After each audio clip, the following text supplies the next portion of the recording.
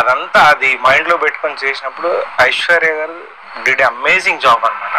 అంటే అసలు ఎక్కడ తగ్గ ఐశ్వర్య కూడా అంటే తెలుగు అమ్మాయి అవటం ఆ లిరిక్స్ పాడేటప్పుడు మీరు అబ్జర్వ్ చేయండి, కొట్టింది అది చాలా ఎంజాయ్ చేస్తూ ఆ నేటివిటీగా తెలుగు లైన్స్ పాడుతూ. చాలా మంది ఈ ఫేస్బుక్ ఇన్స్టాలో కూడా ట్యాగ్ చేసి చెప్పారు, ఒక వెంకటేష్ గారు, సౌందర్య, వెంకటేష్ గారు మెయిన్ అప్పుడున్న కైండ్ ఆఫ్ తెలుగు యాక్ట్రెస్ లాగా అనిపించింది ఐశ్వర్య అని. సో ఐశ్వర్య కూడా వెరీ టాలెంటెడ్ యాక్ట్రెస్. అందులో నాకు పడుతున్నా ఇలా అంటాం కూడా లిరిక్లు అందరూ రాస్తాం. డైరెక్టర్ చాలా తెలియనోడు అయితేనే, కొరియోగ్రాఫర్ తో అలాంటి అయ్యి పెట్టుకుంటేనే ఒక్కోసారి లిరిక్ వినపడకపోయినా విజువల్ బట్టి అర్థమవుతుంది డీటెయిలింగ్ లిరికల్ గా. అది దీనికి జరిగింది.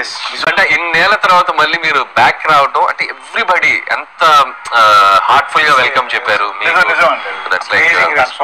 Please don't give us sir, ఇక్కడే ఉండండి ప్రశాంతంగా.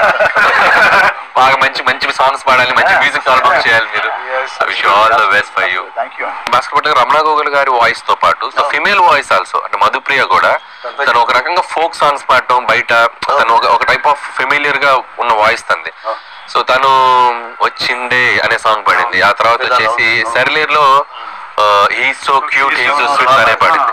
సో నాకు ఎందుకో భయంతో మాట్లాడుతున్నప్పుడు ఒక 2-3 వాయిస్లు తను పాడించాడు, మధుప్రియతో పాడించాడు. ఇంకొక 2 వాయిస్లు వచ్చాయి. లేకపోతే మధుప్రియకి వెళ్ళిపోతాం భీమ్స్ వాయిస్ ఏదో చిన్న ఒక అపీలింగ్ గా ఉంది ఈ లిరిక్స్ కి అని చెప్తే, సో మధుప్రియని లాక్ చేసాం. వన్స్ ఇద్దరి కాంబినేషన్ విన్నాక అసలు పర్ఫెక్ట్ మ్యాచ్.